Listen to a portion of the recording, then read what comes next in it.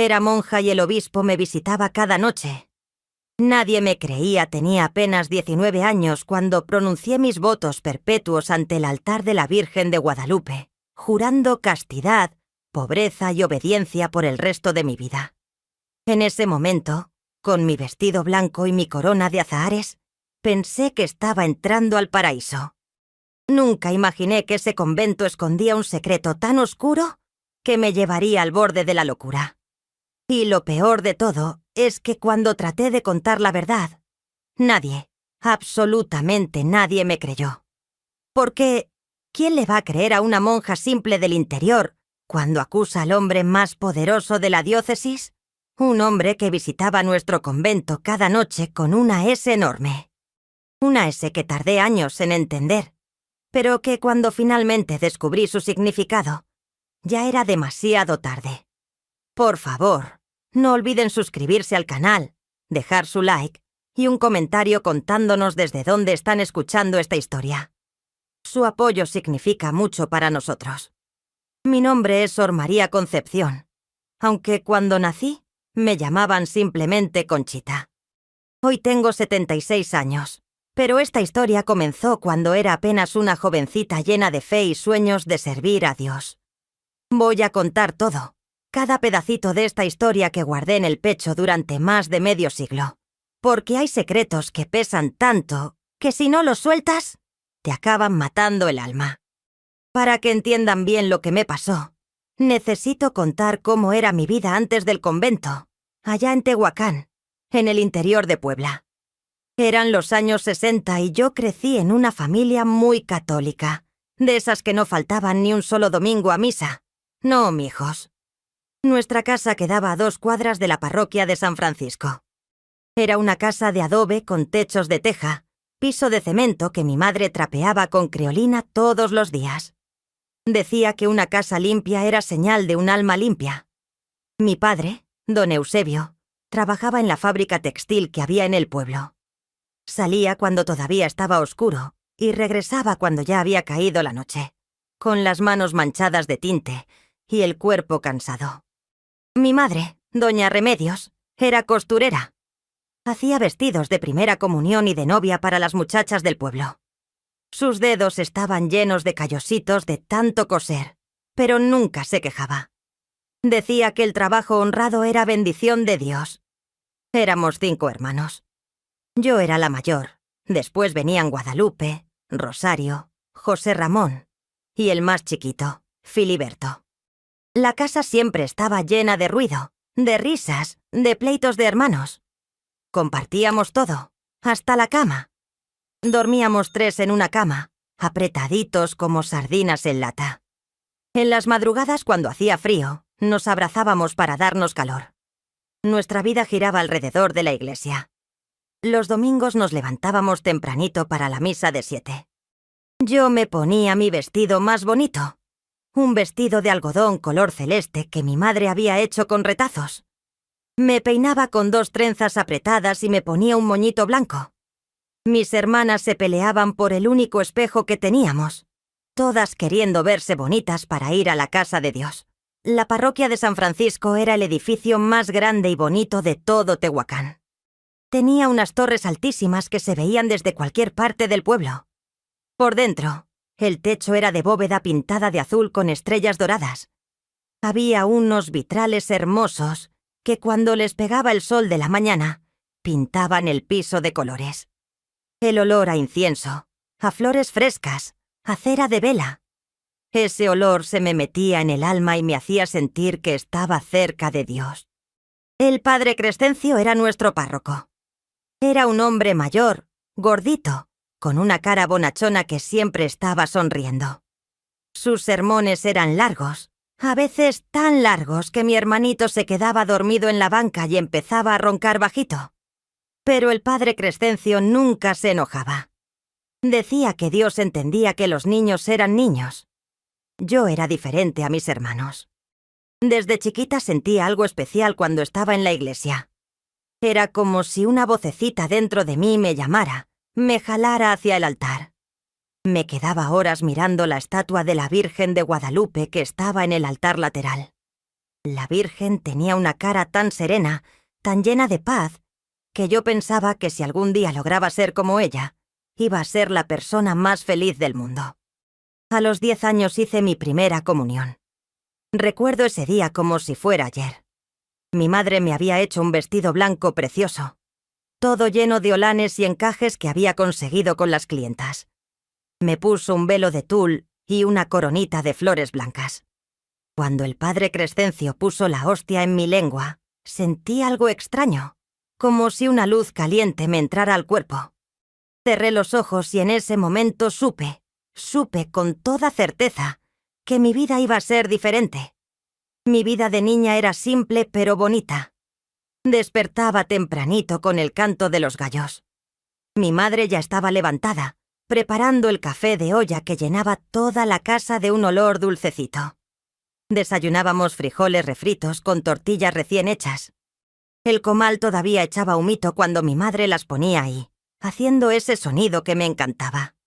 Después del desayuno, ayudaba a mi madre en las costuras. Me enseñó a hacer puntadas derechitas, a coser botones, a meter elástico en las pretinas. Mis dedos se ponían adoloridos, pero me gustaba. Me gustaba ver cómo de un pedazo de tela salía algo bonito, algo útil. Por las tardes, cuando terminaba mis quehaceres, iba a la casa de mi amiga Luz María. Ella vivía en la casa de al lado, pegadita a la nuestra. Éramos como hermanas. Pasábamos horas sentadas en su patio, bajo la sombra de un árbol de granada, platicando de nuestros sueños. Cuando crezca me voy a casar con un hombre guapo y voy a tener muchos hijos, decía Luz María, los ojos brillando. ¿Y tú, Conchita, con quién te vas a casar?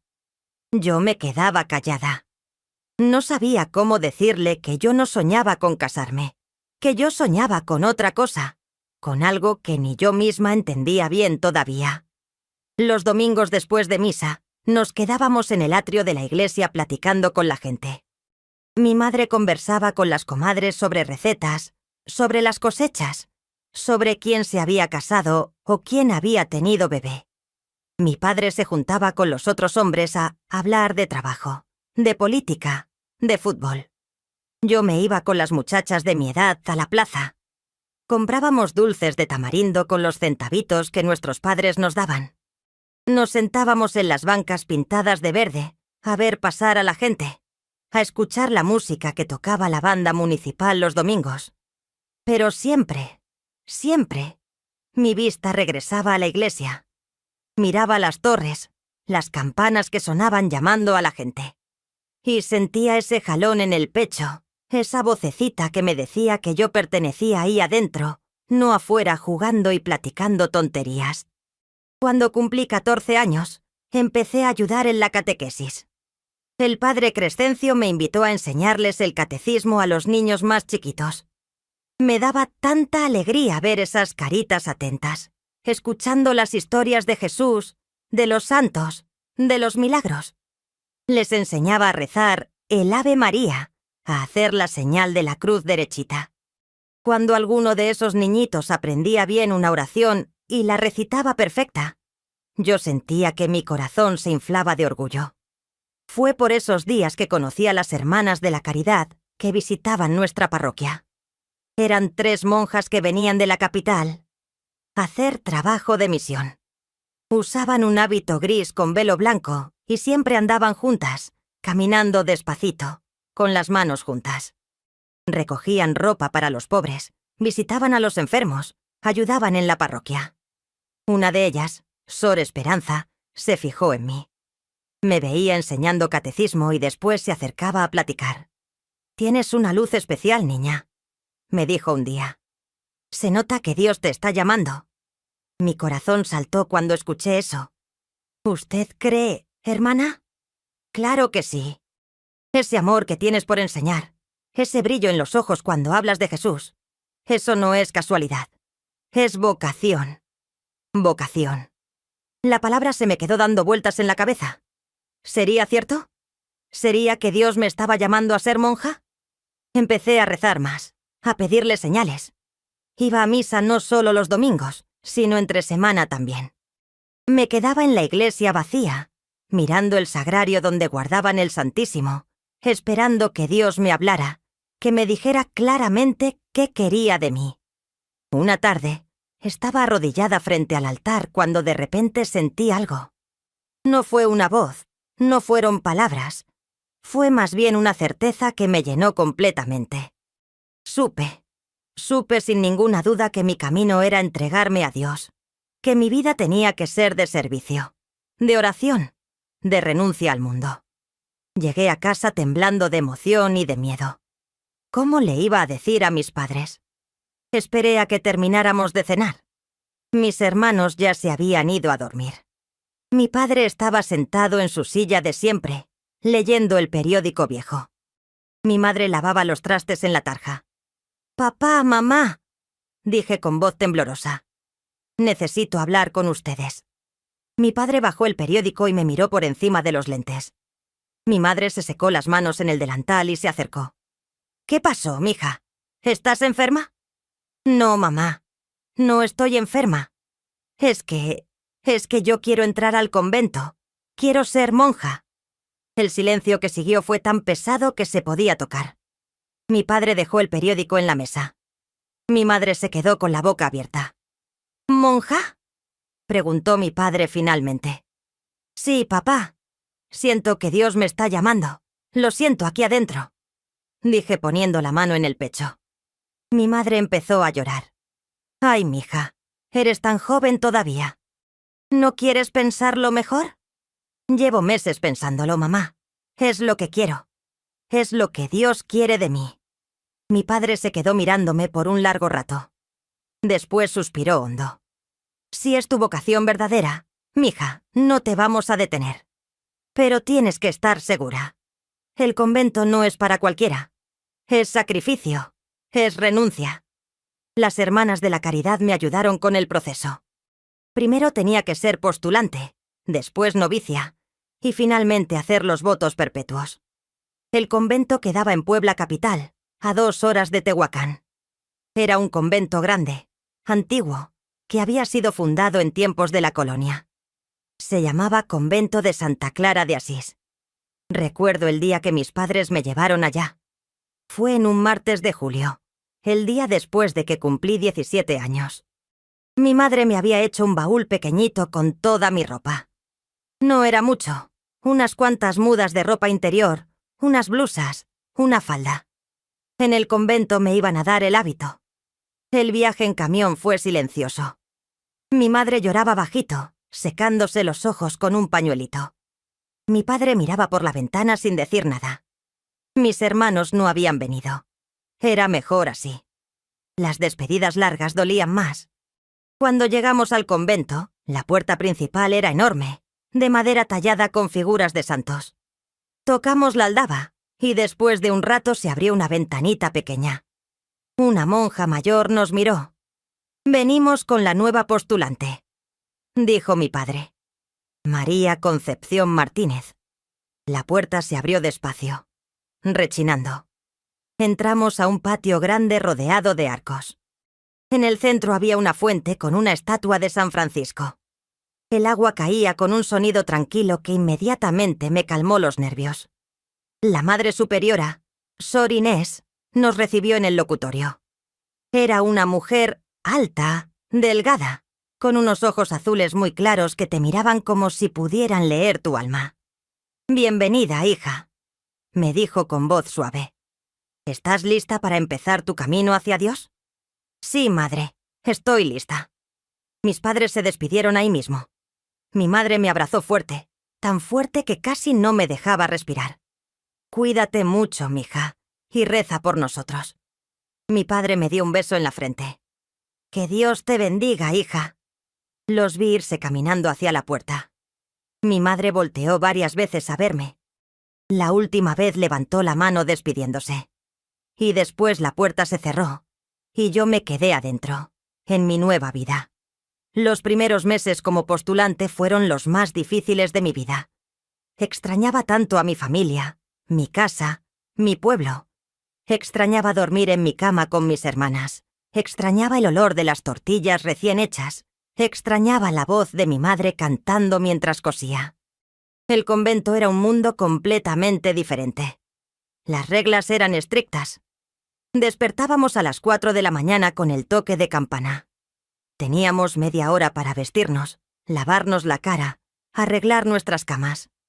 A las 4:30, maitines en la capilla. 1 hora de oración antes de que saliera el sol.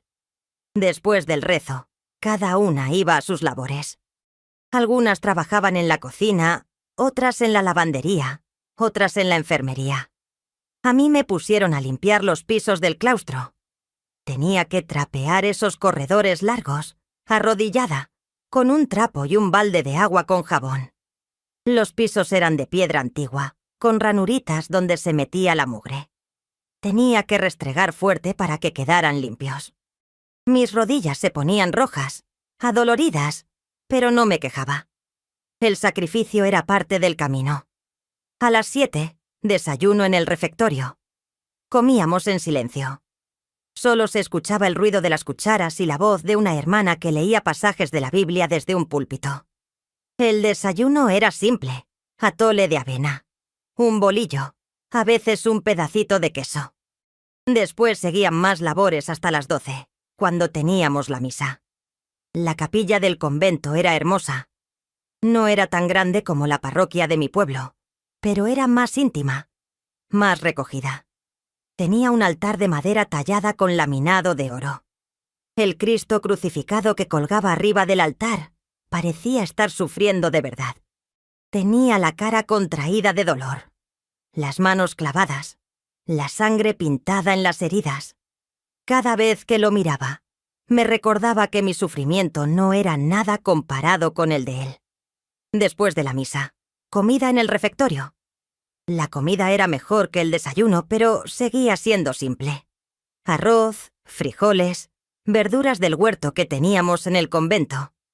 Los viernes no comíamos carne, solo pescado o huevo. Después de comer, teníamos 2 horas de tiempo libre. Muchas hermanas aprovechaban para dormir la siesta, pero yo me iba al jardín. El jardín del convento era mi lugar favorito. Tenía rosales, jazmines, bugambilias que trepaban por las paredes. Había unas bancas de piedra bajo los árboles donde me sentaba a leer la vida de los santos. Me fascinaban las historias de Santa Teresa de Ávila, de San Francisco, de Santa Clara. Ellos habían renunciado a todo por amor a Dios. Yo quería ser como ellos. Por las tardes, más oraciones. El rosario, las vísperas, la adoración al Santísimo. Cenábamos algo ligero, pan con café, y después teníamos 1 hora de recreo donde sí podíamos platicar. Era el único momento del día donde rompíamos el silencio. Las hermanas se juntaban en grupitos a conversar sobre sus familias, sobre los santos, sobre los milagros que habían escuchado. Yo era la más joven de todas.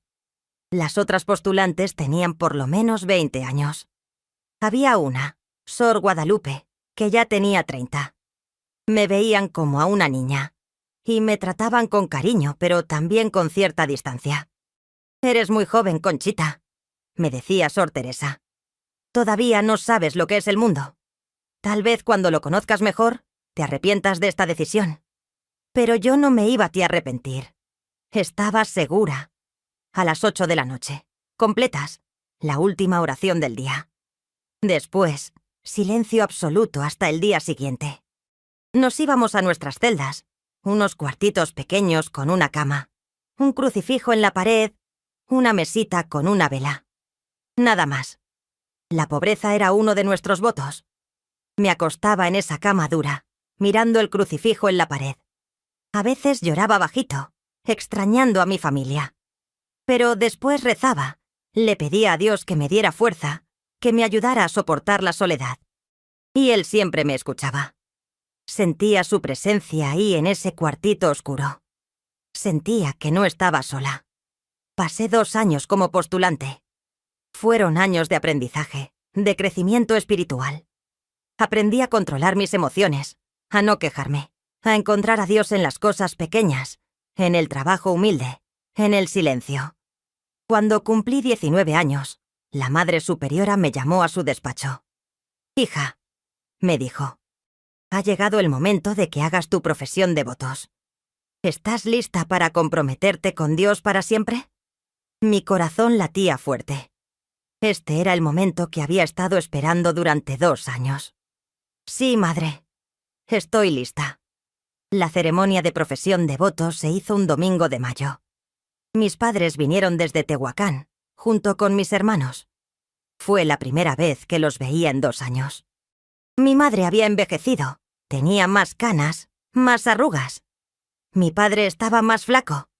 Mis hermanas ya eran señoritas. Mi hermano José Ramón ya era todo un hombre. El más chiquito, Filiberto, casi no me reconoció. Me vestí con un traje blanco, como novia. Me peinaron con una corona de azahares. Entré a la capilla caminando despacio al son del órgano. Toda la comunidad estaba ahí, las hermanas, mis padres, el obispo que iba a recibir mis votos. El obispo era Monseñor Heriberto Castañeda. Era un hombre de unos 50 años, alto, con el cabello canoso peinado hacia atrás, unos ojos oscuros muy penetrantes. Usaba una sotana morada con un crucifijo de oro colgando del pecho. Cuando me vio entrar, sonrió. Me arrodillé frente al altar. El obispo empezó la ceremonia. María Concepción, ¿qué pides a la Iglesia de Dios? Pido la misericordia de Dios y la compañía de mis hermanas. ¿Estás dispuesta a seguir a Cristo en pobreza, castidad y obediencia? Sí, lo estoy. Entonces, haz tu profesión de votos. Con voz temblorosa, recité los votos que había memorizado. Yo, María Concepción Martínez, hago voto de pobreza, castidad y obediencia según la regla de Santa Clara de Asís, por todos los días de mi vida. En ese momento sentí algo extraño. Era como si todo mi cuerpo se llenara de luz, de paz, de certeza. Había tomado la decisión correcta. Había elegido el camino correcto. El obispo me puso el velo negro en la cabeza. Recibe este velo, señal de tu consagración a Cristo. Me cortaron el cabello. Las trenzas largas que había tenido toda mi vida cayeron al piso. Ahora iba a usar el cabello cortito, escondido bajo el velo. Ya no era Conchita. Ahora era Sor María Concepción. La misa terminó con cánticos hermosos. Mis padres lloraban de emoción. Después de la ceremonia, tuve permiso de pasar 1 hora con ellos en el locutorio. Mi madre me abrazaba y lloraba. «Estás tan bonita, mija, tan santa». Mi padre me miraba con orgullo. «Vas a ser una gran religiosa, hija. Vamos a rezar por ti todos los días». Mis hermanos me hacían preguntas sobre la vida en el convento.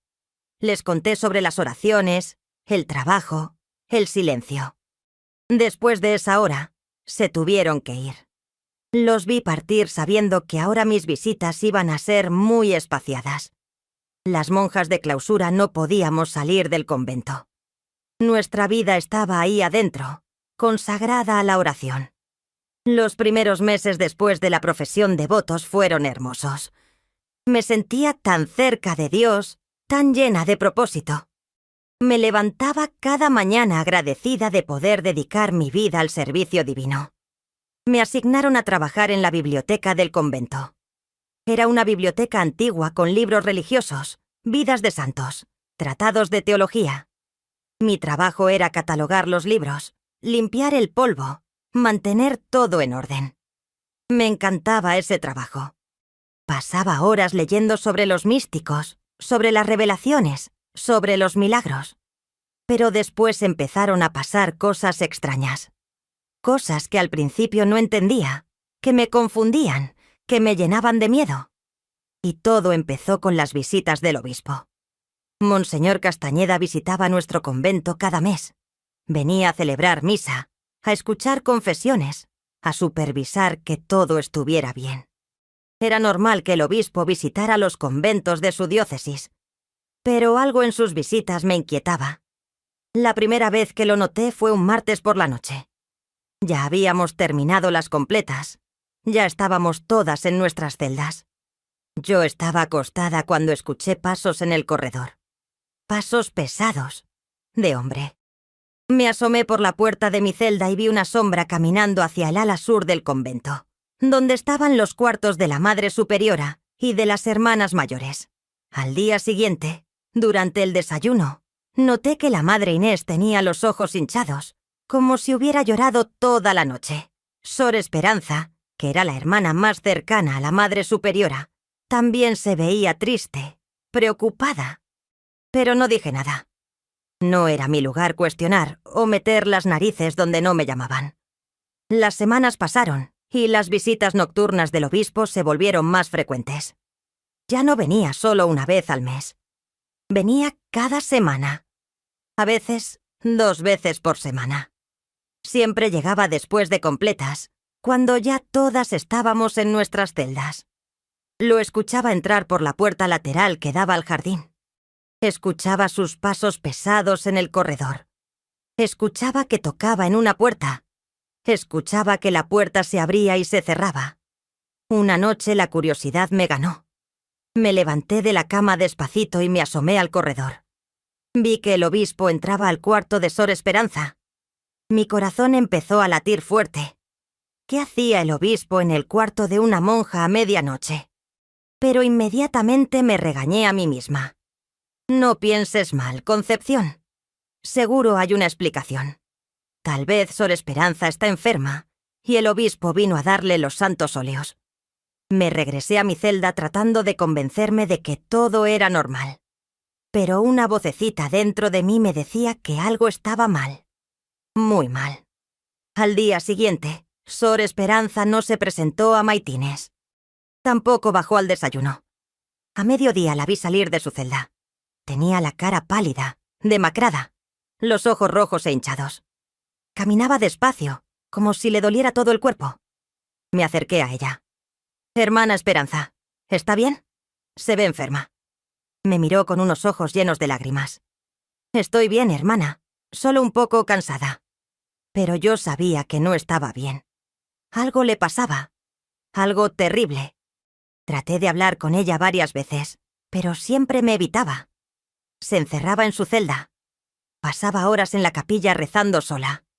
La vi adelgazar, palidecer, como si algo la estuviera consumiendo por dentro. Decidí hablar con la Madre Superiora. Toqué en su despacho una tarde. «Adelante», dijo su voz desde adentro. Entré.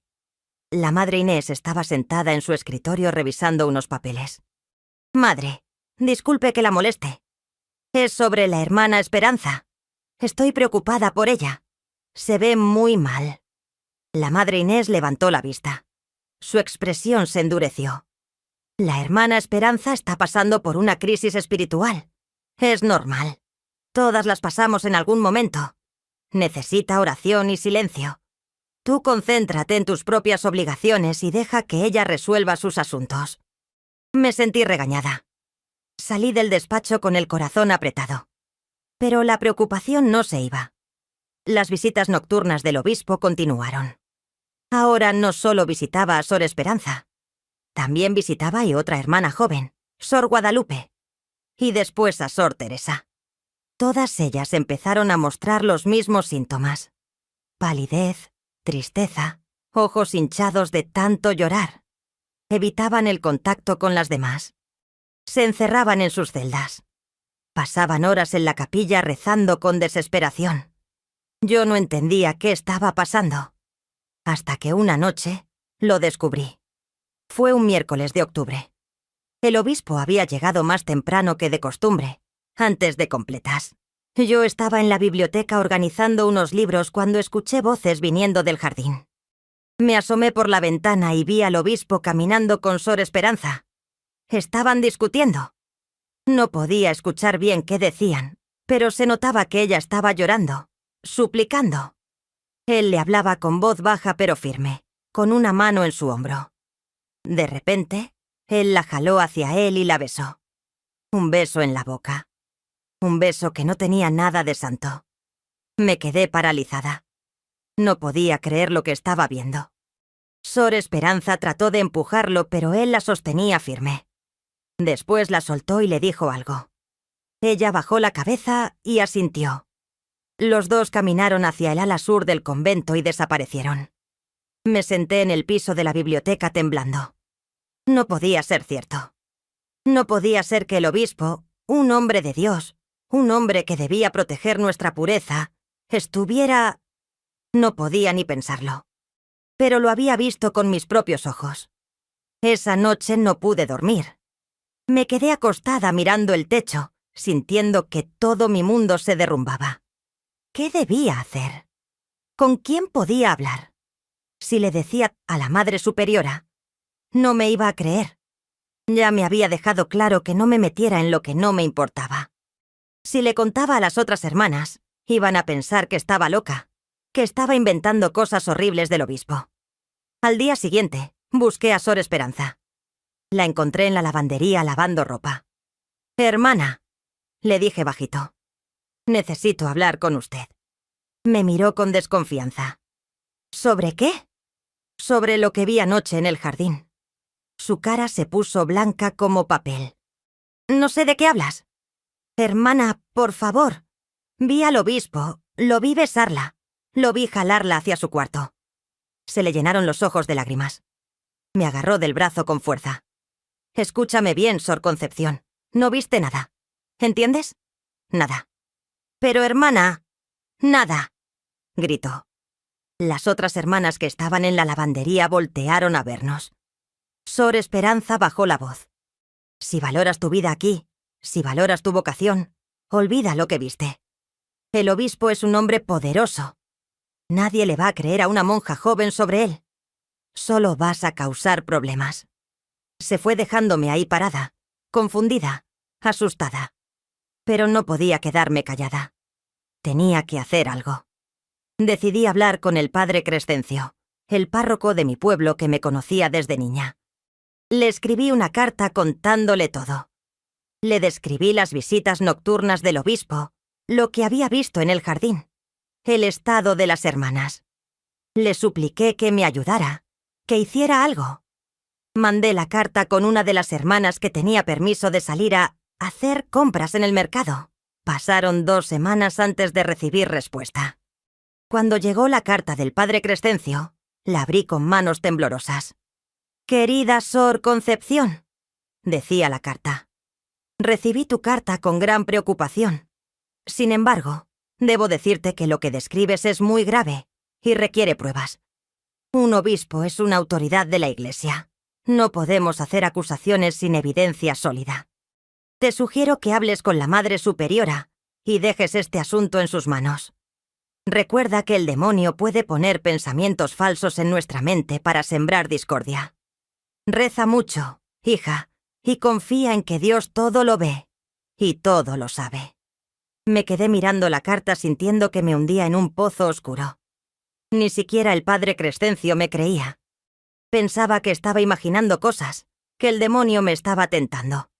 Pero yo sabía lo que había visto. No era mi imaginación. Era real. El obispo estaba abusando de las hermanas y nadie hacía nada porque nadie me creía. Decidí tomar otro camino. Empecé a observar, a tomar notas de las visitas del obispo. Escribía en un cuadernito las fechas, las horas, a qué cuartos entraba, cuánto tiempo se quedaba. Pensé que si reunía suficiente evidencia, alguien tendría que creerme. Una noche, semanas después, el obispo me vio espiando desde mi celda. Nuestras miradas se cruzaron por un segundo. Su expresión cambió. Ya no era la sonrisa benévola que mostraba en público. Era algo oscuro, amenazante.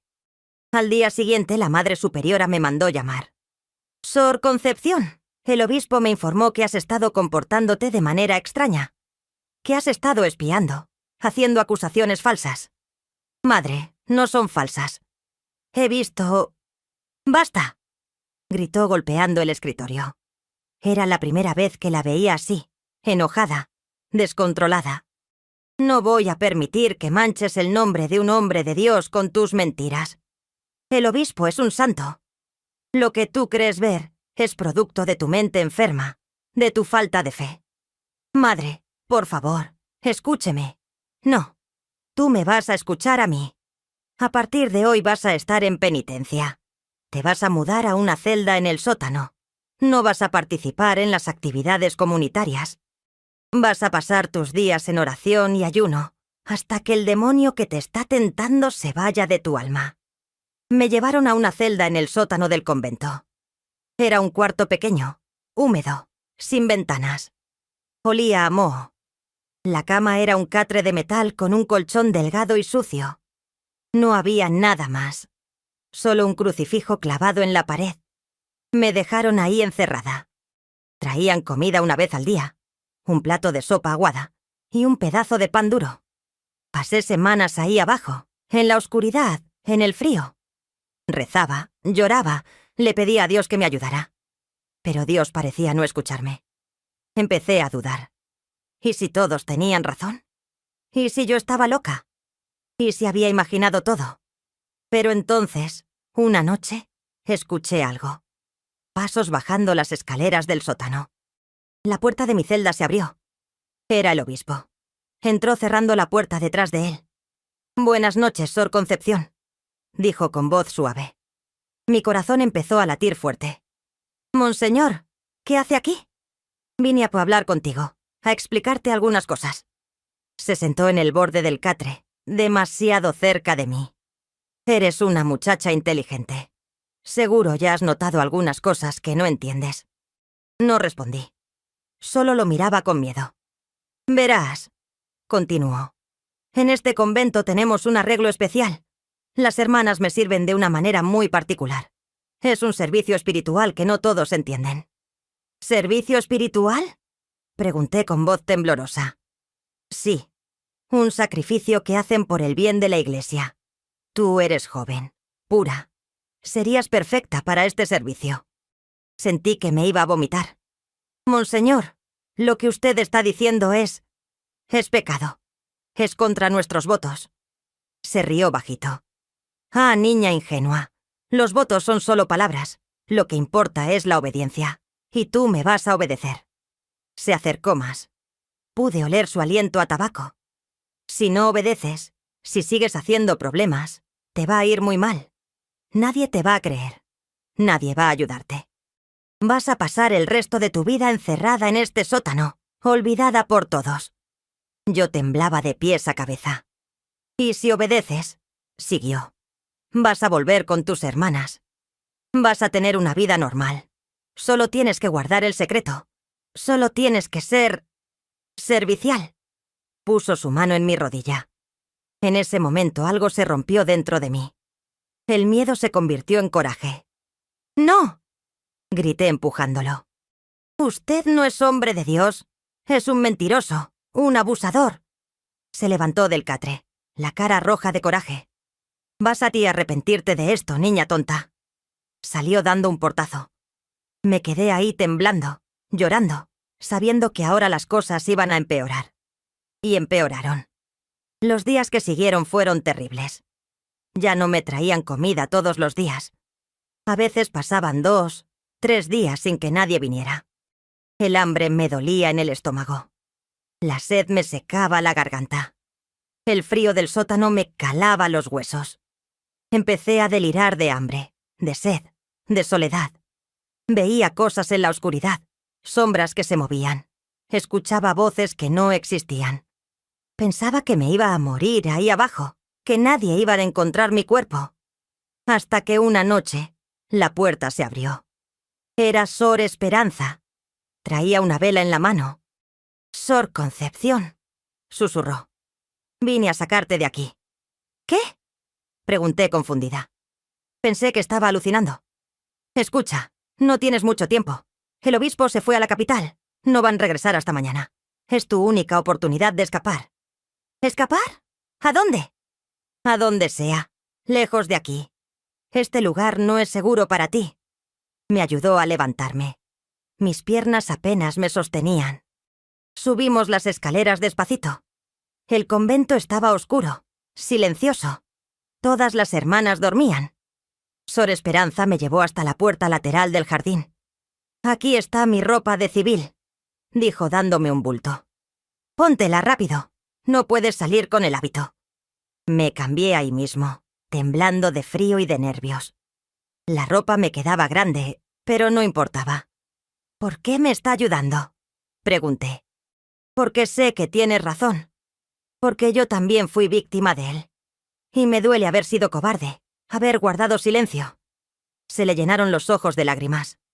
Vete, Sor Concepción. Vete y cuenta la verdad. Alguien tiene que escucharte. Me abrazó fuerte. Gracias, hermana. Gracias. Abrió la puerta y salí corriendo hacia la oscuridad de la noche. Corrí sin voltear atrás, sin saber a dónde iba, solo sabiendo que tenía que alejarme de ese lugar que se había convertido en mi infierno. Corrí hasta que me dolieron los pulmones, hasta que las piernas no me dieron más. Me tiré debajo de un árbol al lado del camino, y ahí me quedé dormida, exhausta. Desperté con el sol pegándome en la cara.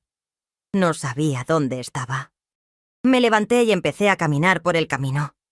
Después de unas horas, llegué a un pueblo pequeño. La gente me miraba raro. Una mujer se acercó. ¿Estás bien, muchacha? Te ves muy mal. Necesito ayuda, logré decir. Necesito hablar con la policía. Me llevó a la comandancia del pueblo. Ahí le conté todo al comandante. Las visitas nocturnas del obispo, el abuso a las hermanas, mi encierro en el sótano. El comandante me escuchó con cara seria. Esto es muy grave, señorita. Pero es un asunto de la iglesia. No sé si puedo hacer algo. Por favor, supliqué. Alguien tiene que ayudar a esas hermanas. Alguien tiene que parar al obispo. Prometió investigar. Me dio refugio en la casa de una familia del pueblo mientras esperaba. Pasaron días. El comandante fue al convento a hacer preguntas. Habló con la madre superiora, con algunas hermanas. Todas negaron todo. Dijeron que yo estaba loca, que había tenido una crisis nerviosa, que había inventado historias horribles. El comandante regresó desanimado. Lo siento, muchacha. No hay evidencia. Todas las monjas dicen que el obispo es un santo, que tú tienes problemas mentales. No estoy loca, grité.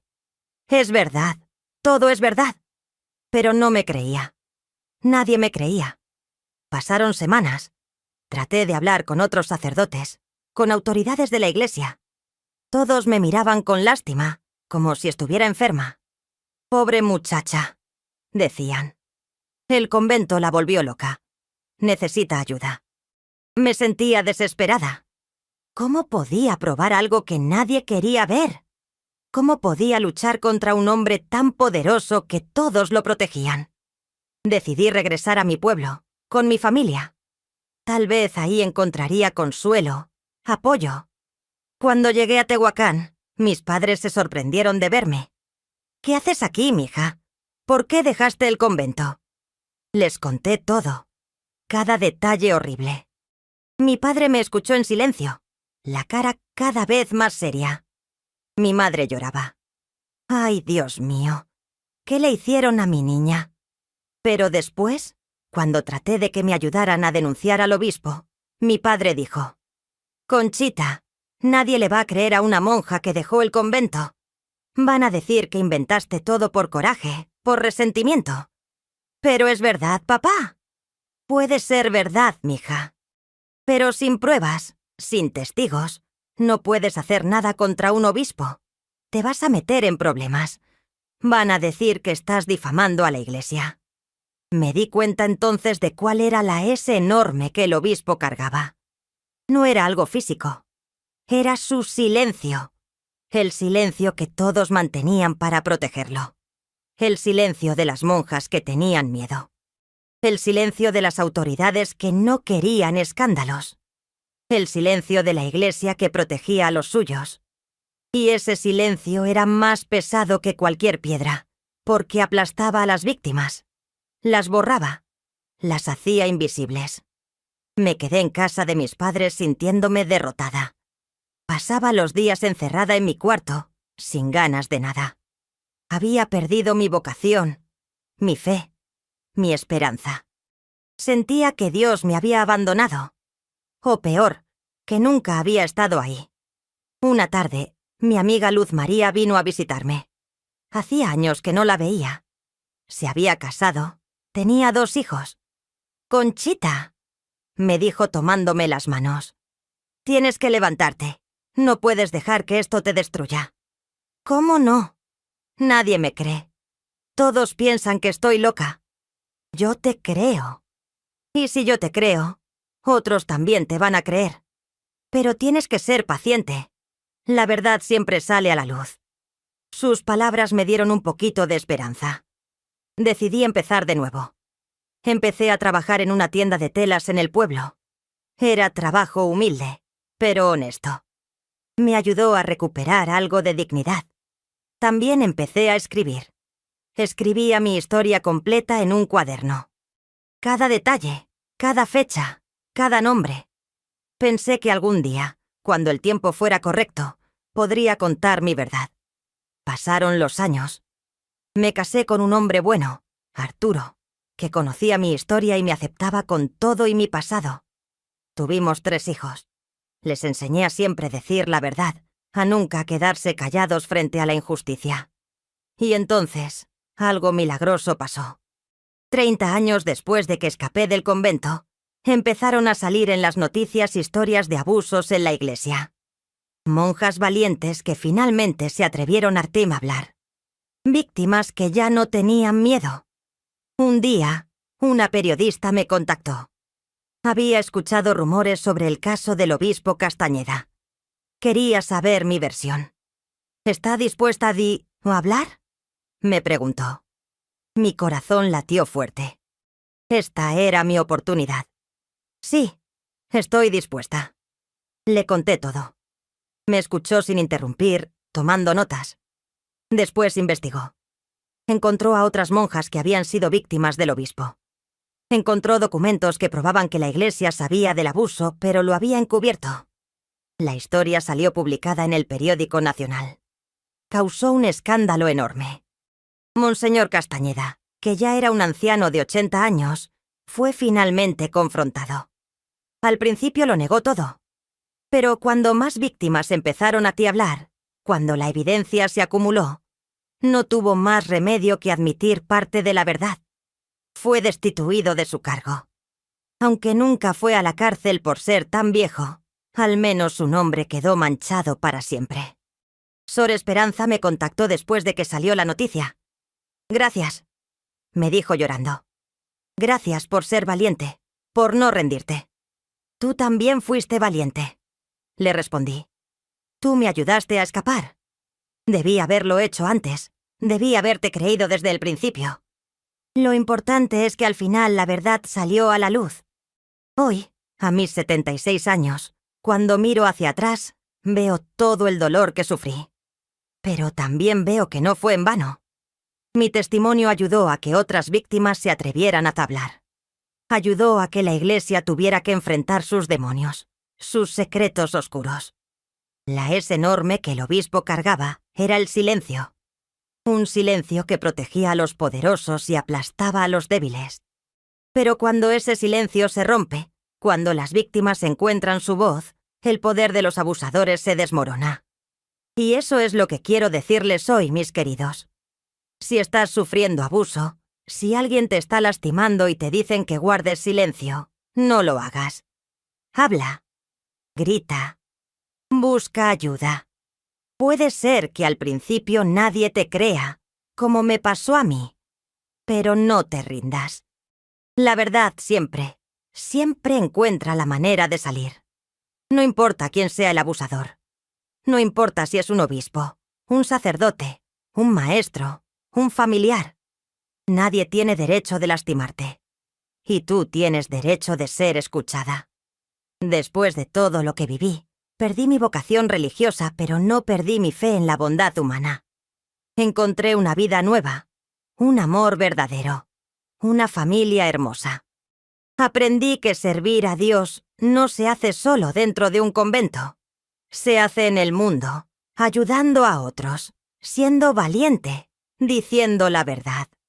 Si esta historia los conmovió, si se emocionaron, si conocen a alguien que necesita escuchar este mensaje de fuerza y superación, dejen un comentario aquí abajo. ¿Ya pasaron por algo parecido? ¿Conocen alguna persona valiente que enfrentó situaciones difíciles así? Leo todos los comentarios y me da mucha alegría saber que mis historias llegan al corazón de ustedes. Y si todavía no se han suscrito a nuestro canal Historias de Abuelitas, hagan clic en la campanita ahí abajo para suscribirse y no perderse ninguna de nuestras historias.